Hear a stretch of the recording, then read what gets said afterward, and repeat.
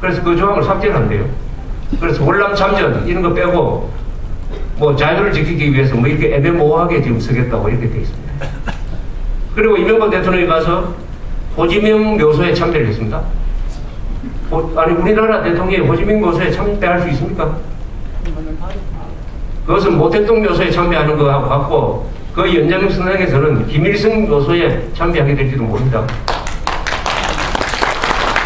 호지민은 공산 적국의 지도자였습니다. 공산 적국, 우리하고 교전 상대국입니다. 그리고 우리가 월남전에 파병한 게 뭐 잘못한 게 있습니까? 월남이 졌다고 해가지고 우리 파병한 것까지 같이 무슨 죄 지은 것처럼 생각한 자가 누굽니까? 바로 김대중 씨 아닙니까?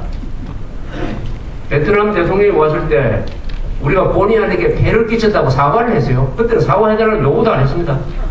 우리가 무슨 폐를 끼쳤습니까? 월남전에서 국제법을 위반한 것은 베트공과 월맹군이었어요. 월맹군.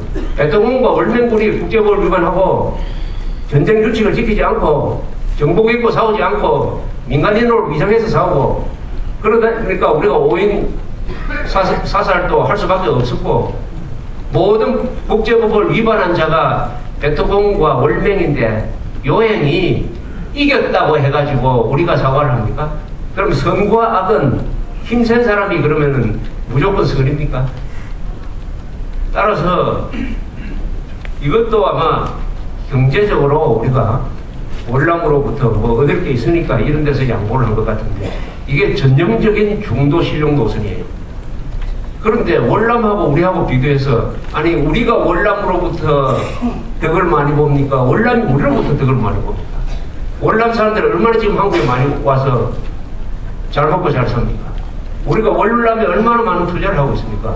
그런데 왜 월남한테 국가의 정통성과 정체성과 관련된 이 중요한 부분에 대해서 이렇게 허망하게 양보를 합니까?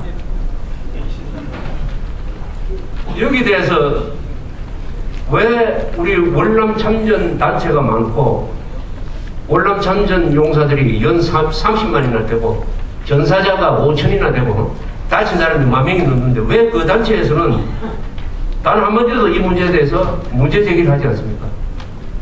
그러면 이명박 대통령이 고맙다고 할 줄 아십니까?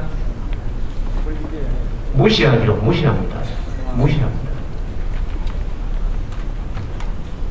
이뿐만 아니에요. 내년에 6.25 남침 60주년 기념을 해야 될 아주 중요한 해입니다. 우리가 이걸 잘 이용을 해야 됩니다. 그래서 여기 계신 분들은 다 회고록을 쓰셔야 되고 수기를 쓰셔야 됩니다. 그래서 그걸 재본을 해가지고 가족들한테 나눠주면서 6.25를 모르는 세대한테 우리 할아버지, 아버지는 이렇게 그 어려운 3년을 보냈다는 것을 써가지고 나눠줘야 돼요.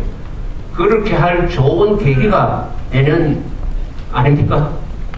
그래서 저는 이 6.25 남침 60주년을 우리 애국 세력이 잘만 이용을 하면은 친북 좌익 세력들을 완전히 거짓말쟁이로 만들 수 있고 아까 500만 명의 바보 같은 또는 괴물 같은 그 젊은이들 조기에 치매 걸린 이 사람들도 구제할 수 있다라고 생각을 하고 있는데 그렇다면은 정부에서 그런 역사의식을 가지고 잘 해야 되는데 이게 처음부터 이상하게 나가고 있습니다. 6.25 남침 60주년 기념사업위원장에 누구를 임명했느냐? 이홍구 씨. 국무총리 이홍구 씨. 아니 이분이 김대중 정부 때 뭐 미국 대사했다 그걸 가지고 따지는 게 아니에요. 어떻게 윤희상 추모사업회 위원장을 한 사람을 6.25 60주년 기념사업회 위원장에 임명할 수 있습니까? 아니 그 사람은 무슨 재주가 있기에 북한 공작원도 추모하고 6.25 60주년도 기념할 수가 있습니까? 그런 사람이 있습니까?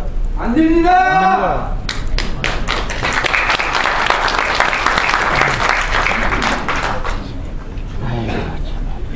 이명박 대통령은 형사피해자 신분으로 자살한 전 대통령을 국민적으로 현직 대통령이 아닌데도 전직 대통령 죽은 국정으로 했어요. 국정으로. 그러면서 미안하니까 역사는 긍정적으로 봐야 된다라고 이야기했습니다. 좋아요. 그렇다면은 광화문 이 광장에 이승만 박정희 동상부터 세워놔야 되는 거 아닙니까? 거기에 왜 그 많은 세종대왕 동상을 왜 또 세웁니까? 덕수궁에 세종대왕 동상이 있는데 화폐에는 전부 조선조 사람 아닙니까? 이퇴계, 이울고, 세종대왕, 이순신, 신사임당과 이율곡은 뭡니까? 모자 아닙니까? 아니 그 돈이 조선조 돈입니까? 대한민국 돈 아니에요. 그 화폐에 왜 대한민국을 만든 사람 얼굴은 거기 못 들어갑니까? 이승만, 박정희, 정주영, 백선엽 같은 사람 얼굴 들어가면 안 됩니까? 이것이 중도 실용 노선이라고 하면은 국가 정통성과 정체성을 팔아서 인기를 높이고 좌파 세력한테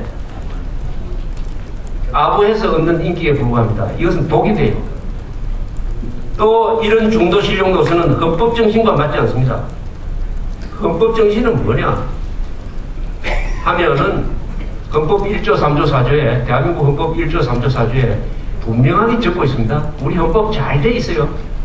1조 3조 4조를 합치면은 북한 노동당 정권을 전쟁하지 말고 평화적으로 해체해가지고 자유통일하라 하는 명령을 내리고 있는 것입니다. 그렇다면은 남한에서 그 헌법에 맞지 않고 북한 편에 들어가가지고 연방제 주장하고 6.15 선언 주장하는 자들은 이것은 헌법 위반입니다. 특히 그 중에 민노당이라는 조직이 있어요. 민노당은 주한미군 철수를 요구를 합니다. 국가보안법 폐지를 주장을 해요. 사회주의 하겠다고 해요. 더구나 연방제 통일하자고 주장을 합니다. 강령에 그렇게 돼 있고 행동도 그렇게 합니다. 북한에 가서 또 자주 만납니다. 같은 사람들하고. 명백한 위헌정당인데 이명박 정부가 들어서서도 이 민노당을 위헌정당으로 해산해야 된다 하는 헌법 제8조에 의한 행동을 지금까지 하지 않고 있었어요. 그러다가 어떻게 됐느냐. 이 민노당을 만들어낸 게 민노총입니다. 민노총도 똑같은 주장을 해요. 그러니까 어떻게 됐습니까? 공무원 11만 5천 명이 가입한 3개 노조가 11월에 그 민노총에 들어가겠다라고 결의를 했습니다. 이 사태까지 왜 방치를 했습니까? 대통령이 앞장서서 민노당은 위헌정당이다. 헌법재판소에 위헌 심사를 요구를 하고 국민들한테 알리고 공무원들한테 알리고 해가지고 민노총에 들어가는 것은 국가보안법 폐지와 무엇보다도 주한미군 철수를 주장하는 조직에 공무원이 들어가는 것이니까 이것은 일종의 내란 행위다. 이거 절대로 허용하지 않는다는 이야기를 대통령이 해야 되는 거 아닙니까? 장관이 말해도 그렇게 안 해요. 그런 말이 단 한마디도 하지 않으니까 지금 12만 명 중에 대다수는 민노총이 그런 조직인지를 모르고 들어갔을 거라고 생각합니다. 알려줘야 될 의무가 있는 거 아닙니까, 대통령이. 이게 중도신용이라면은, 중도신용은 헌법 정신과 배치하는 것입니다. 따라서 이렇게 되면 어떻게 되느냐. 많은 공무원들은 대통령의 중도 노선을 어떻게 해석을 하느냐. 반헌법 세력에 대한 타협이나 양보 노선으로 이해하게 된다. 그리하여 자유민주주의 체제의 수호자여야 할 공무원 집단이 체제 수호를 끓이고 체제 수호 행위를 부끄럽게 생각하고 주한미군 철수 같은 체제 파괴적인 주장에 동조하는 행동을 하게 만들고 있는 것입니다. 제가 이해할 수 없는 것은